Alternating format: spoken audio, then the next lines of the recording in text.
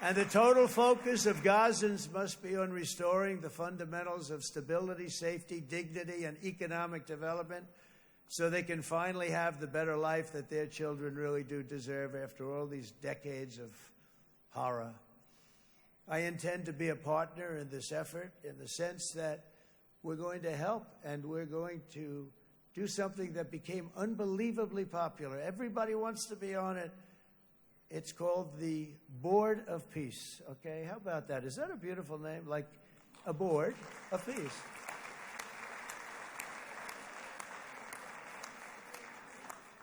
The only bad thing from my standpoint, every single nation involved has asked me to be the chair, and I'll tell you, I'm very busy.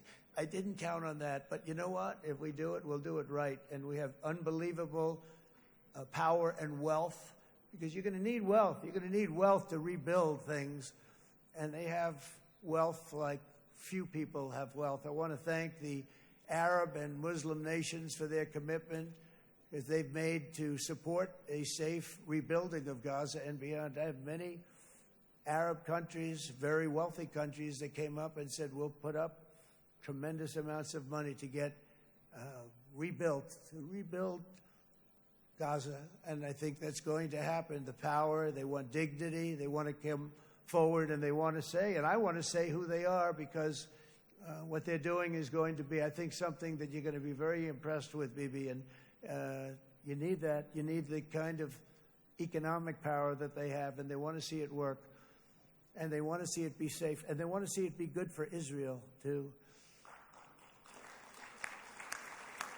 And as much money as it will be, and it's a lot, as you can see, it's a lot. For these countries, it's relatively little relative to their worth. It's really a lot of money like most people could never even conceive, but for these countries, it's not that much, especially because it ensures success and stability in the Middle East, which is what they want to see. So many of them will be with us in Egypt in a little while, I think. I'm not sure. They may be gone. They may have taken their Boeing 747s and left. I said, what kind of a plane do you fly?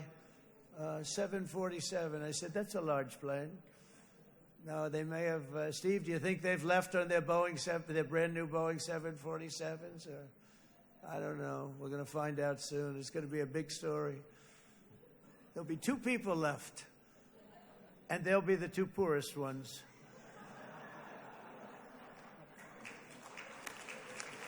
But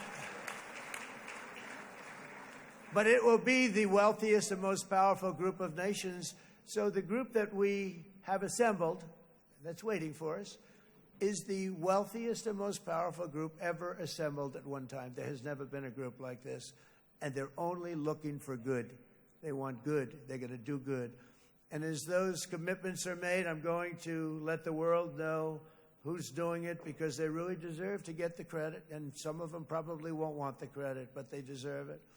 It's more obvious than ever that the productive and responsible nations of this region should not be enemies or adversaries. You should be partners and eventually even friends. And that's what's going to happen. I know it.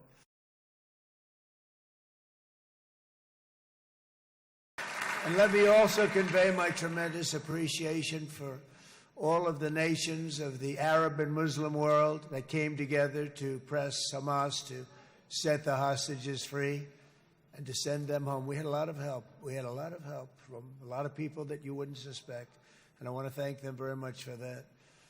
It's an incredible triumph for Israel and the world to have all of these nations working together as partners in peace.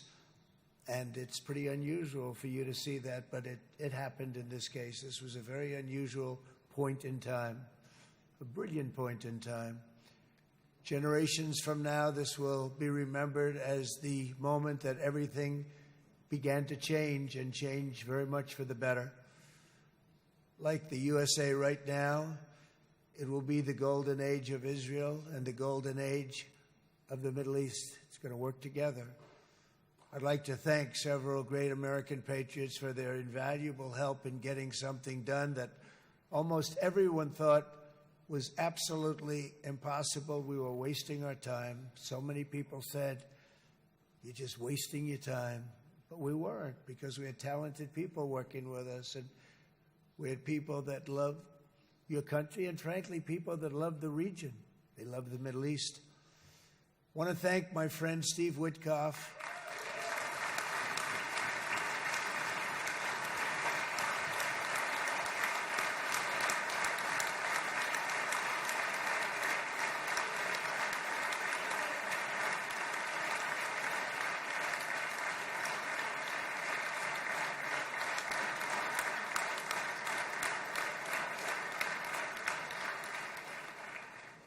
You know, Steve was chosen by me. He never did this before, but I knew him as a few things. He was a great businessman, but I know a lot of great businessmen, to be honest with you. He had tremendous negotiating skills, but I know a lot of people that negotiate pretty well, although it is an art. But there are people that can negotiate pretty well. But most importantly with Steve, he's just a great guy. Everybody loved him.